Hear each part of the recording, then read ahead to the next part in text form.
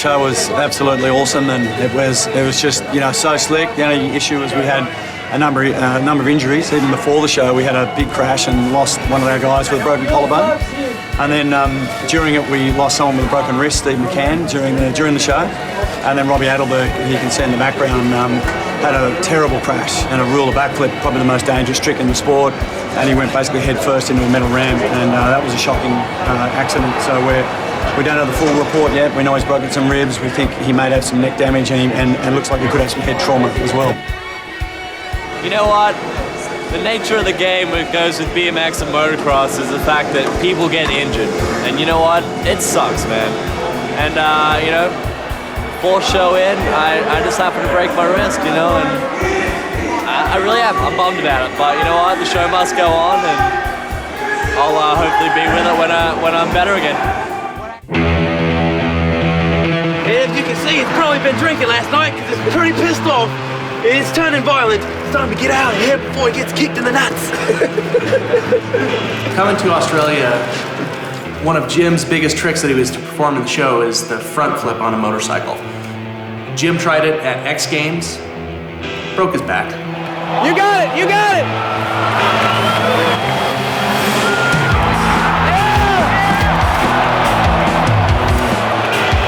Hey! You had it perfect. I got it, Travis. You had it perfect, didn't you? No big deal. Got up slowly, dusted himself off, a little recuperation, went back to the drawing board. He tried it in the show the first night, and boy, was the crowd entertained, but it didn't end up so well for Jim.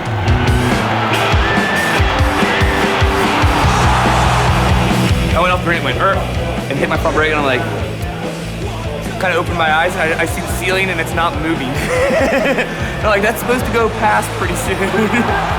So after the first failed attempts in the first show in Brisbane, we found a foam pit for him, and he went in practice. 2, 3, 49. That's 40 right there. I don't know, no matter how many times you do this trick, foam or not foam, it still gets you nervous.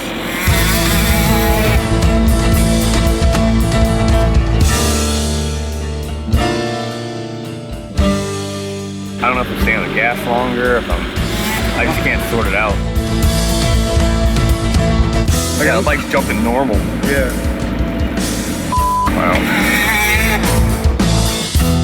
I believe I counted it was 720 stairs. And then I gotta hop on my hop off my mountain bike, then hop on the moto, and remember how to do this first try in a stadium full of people. That's what we like to see. A little more giddy up all the way around. I'm trying to figure out how to do that every time. Now the question is, what you do different? After the Outback foam pit practice, Jim thought he had the front flip worked out. And tried it again, and no, he crashed again, hard. And I think that was the sign that Jim needed. If you crack your back and knock yourself out multiple times, there's a time to throw in the towel. Right now we're in Perth. We're still in one piece. This tour is still rolling. Tonight will be our 6th show. Let the balloons go. And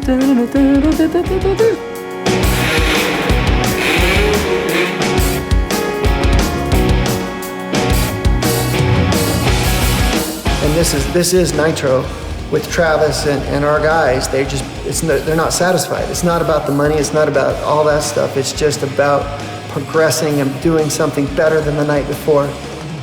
In the first Nitro Circus DVD, Nitro 1, like 2001, I was trying that trick. Today, right now, was the first time I've ever landed that stupid trick. This is so Nitro, you know, here we are, and Travis decides that he's gonna do mountain bike stuff because he's bored with the moto stuff, does the TP roll, lands it. He talks Dusty into doing it. Dusty goes out, tries it, and doesn't land it. I know this is gonna happen in the show. They're gonna, regardless if Cora wants it to happen or not, it's gonna happen. So we'll see, and it makes me nervous because he could come down and snap his collarbone or do something stupid, but he's gonna do it. Yes, with moto boots and everything. I'm so happy.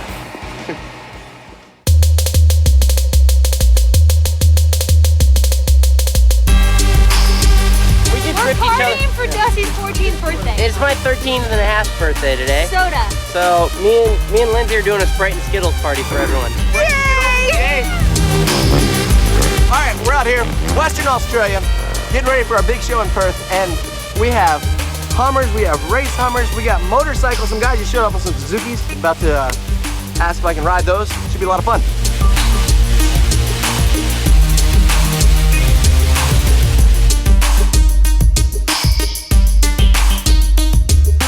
Oh, that kind of hurt a little more than I expected it to. Oh, yeah, you got a knee to the, oh. I'm about to get pulled by this Hummer, and I'm kind of afraid. I'm just gonna try not to fall off at high speeds.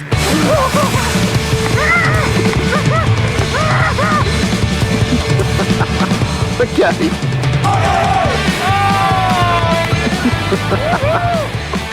Took a bit of air off the jump there, did you? When I saw you going up for that, I was like, I'm out. I am ditching this thing. I can't even see anything right now, but... Okay, I'll get you some water. Welcome to Australian sand sledding, mate. Thanks, man.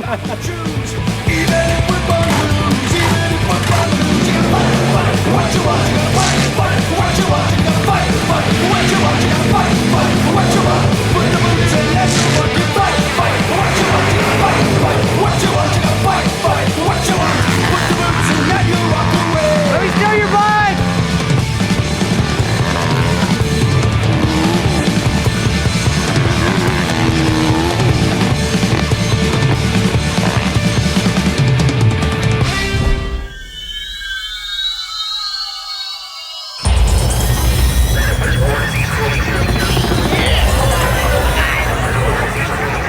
Where are we?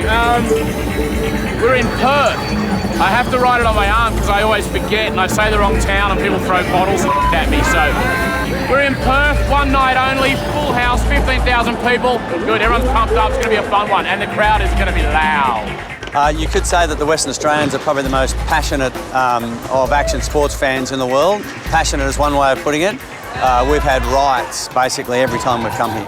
And it's not sort of bad-natured, you know, so much. It's just people are just massively overexcited.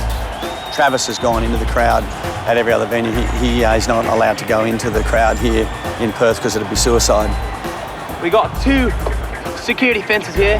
One in the beginning, and then we got kill zone in the middle with Doberman pinchers in case we get over the first one. It's free to snipe from above. So we got triple security tonight. I got a big knife in my pocket. And you got to keep your eye on the game. You never know what's going to happen when you're in Perth around wild Perthians.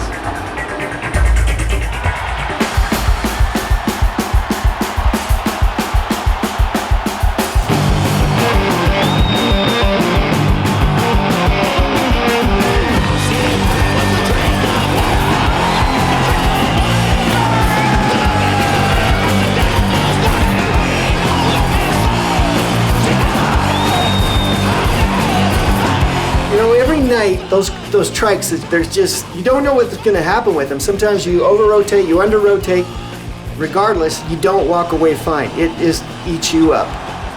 Every single time you go down these ramps, these trikes behave differently. They get a little wobblier each show. Wheels get a little more bent. And you just never know what to expect. On one side, you have to push someone in to get the speed, and that's always different. And the other side, you have to drag your feet. And as we saw earlier, Godfrey almost came up short because he drug his feet too long. So it's kind of a roll of the dice every night.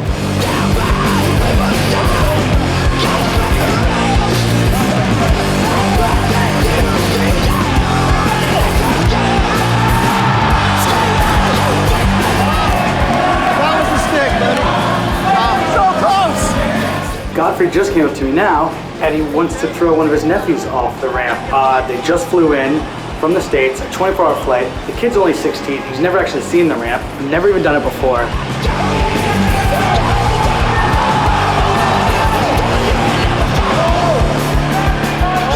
I think I'm actually gonna get fired if I can't control Godfrey.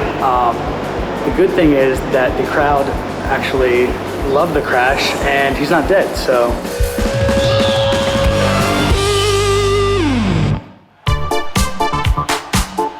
One of the things that I'm most pumped about doing on this tour, every night I'm really pumped to get that little granny's bike and flip 30, 2 feet on it.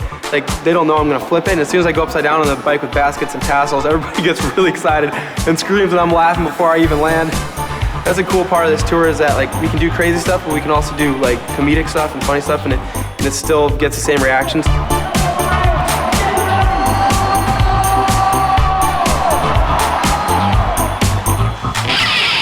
I think the bodyboard is going to go well. I hope so, because if they don't, well, I'm kind of out of a job.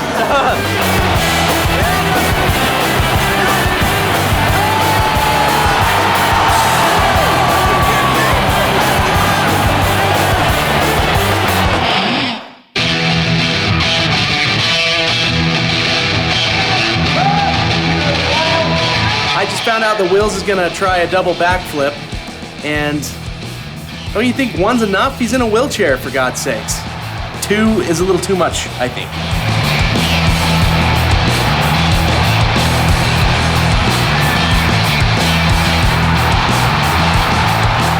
He hit his head pretty damn hard. He gets up. I hope he can keep getting up from that, because it's gnarly. The place just went crazy. They didn't even care if he landed it or not. There were a couple dudes jumping over the fence, like wanting to get a piece of him like he was Justin Bieber. A couple of intruders there, they just wanted to be a part of the action. I was ready to tackle him, but Pat said he had it covered.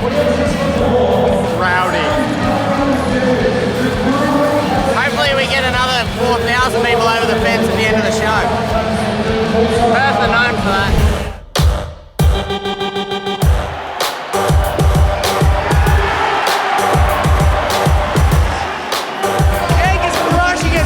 The strength of Nitro is that it's unscripted. Things aren't planned out. We just kind of go and make the best out of situations. So Roner and Travis are at the bottom of the ramp, and then I could tell something was going on, that they were discussing something. And you just know with Travis that he wants that TP roll, and he's not going to do it on the motorcycle. Hey, should I get my bicycle and try that flip through you? It's a 40. What do you think? Yeah. In typical Travis style, it's just like, I've got to do this TP roll, and and Port's like, you can't do it. So he just charges up to the top of the Giganna ramp with his mountain bike and hucks the thing. I hope he sticks this. He's hasn't sucked this trick very many times, but he's willing to go try it at a distance he has never tried it at. By the way, this wasn't part of the script at all. I don't really know what's going on, but I don't think I'm going to land this, but I'm calling all you guys out. If anyone wants to come back to the top and try this trick, Dusty, I think you can get it. I'm going to get away. I've never did this ramp at this distance, but I'm going to go for my first X Games on a dirt bike. Great. We have definitely not seen this in the last 2 weeks of shows. Travis Pastrana, the TP roll, Bruce. I want to see it, Perth. What about you?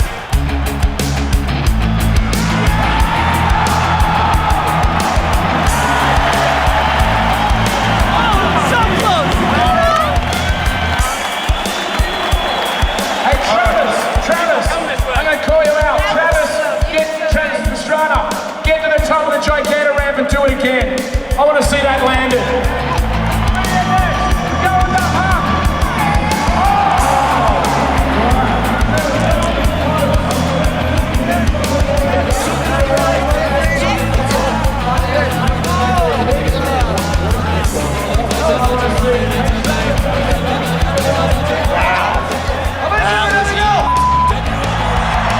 Anybody with special dragon puppy, knock him out. He's going to try and punch Travis's trick.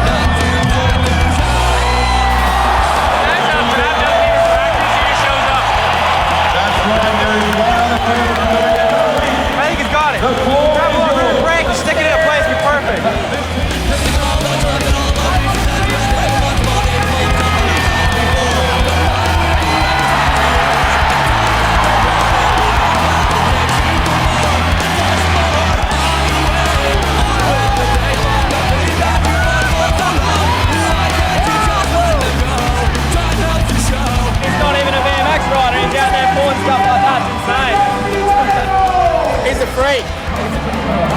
I just don't get it. It's ridiculous. The script always changes, and that wasn't part of it. He just pulled that for the first time yesterday, 8 feet shorter. that was really impromptu. That was full Nitro style, just hucking stuff. Hey, woo! my earpiece and I can't hear what's going on. Yeah, it's our kind of crowd, absolutely. They're all nuts. They're just screaming, yelling, punching the air, swearing. It's like, I'm worried about a riot. All kind of crowd. Yeah. To be honest, I was expecting the whole 15,000 people to rush the fences, and there was just a couple guys that jumped over, but they were rowdy. I mean, they got tossed around and thrown out of there, and they wanted to get in the mix of things, so not a riot, but it was interesting. Perth is done, next stop's Adelaide. I just hope it goes as well as this one.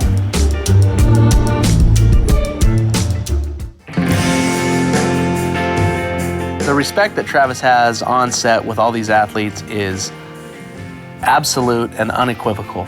And it's not because of what he says, it's because of what he does and how he treats everybody with respect. You know, it's technically, they always say like me and the Nitro Circus, but the Nitro Circus is so much bigger and grander and more cool and awesome than I will ever be. Everybody obviously looks at Travis to kind of set the pace. He's the greatest action sports athlete of all time. And when a guy like that is genuine, real, he's the first to dish out a compliment. It has a magical way of transforming the whole vibe in this tour that we're seeing, and it's working. Maybe if you're trying something, you're not landing it, and you're kind of bummed out, or even if you're just like, even if you're gung-ho about it, he's right there behind you, like, go for it again, get up there, like, nail it. Everybody is equal on the crew, but for some reason they all kind of look towards me a little bit, and it's cool to be in a position where you can kind of control the energy level and the vibe. But when it comes down to who's stealing the show, it's not me. You know, it's Wheelz, it's Jolene, it's you know, I mean, you got a double backflip with Cam. I mean, Bilko's throwing 360 indie airs whenever he feels like it. The crew is absolutely amazing. I'm just proud to be a part of it.